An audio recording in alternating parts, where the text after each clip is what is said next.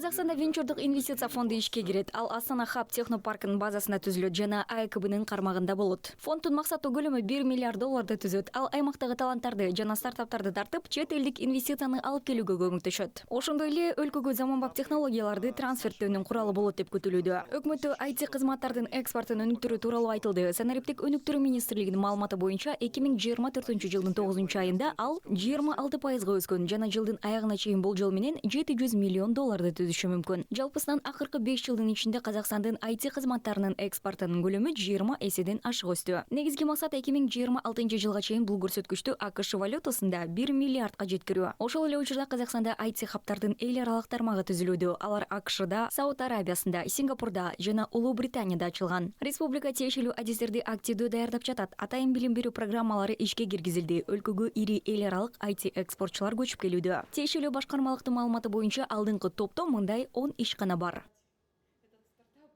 Нәтижесінде еліміз тек ірі қалаларда негизги бөлүгү Казакстанга көчүү чечимин кабыл алган чет элдик компаниялар. Натыйжада мамлекет ири шаарларда гана эмес, өлкөнүн аймактарында дагы жаңы жумуш орундарын түзөт. Ошондой эле экспорттук киреше түрүндө жаңы капиталдын агымын алат. Чет элдик IT адистерин тартуу үчүн Digital Nomads деп аталган жаңы Digital Nomad Visa жана Digital Nomad Residence программалары ишке киргизилди. Nomad Residency бағдарламалары іске қосылды.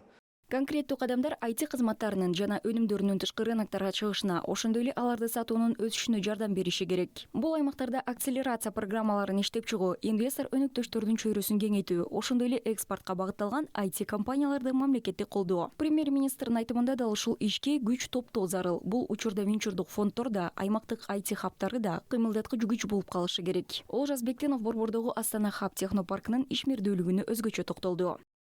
Онда 1,5 мыңнан астам компания табысты жұмыс істеп жатыр.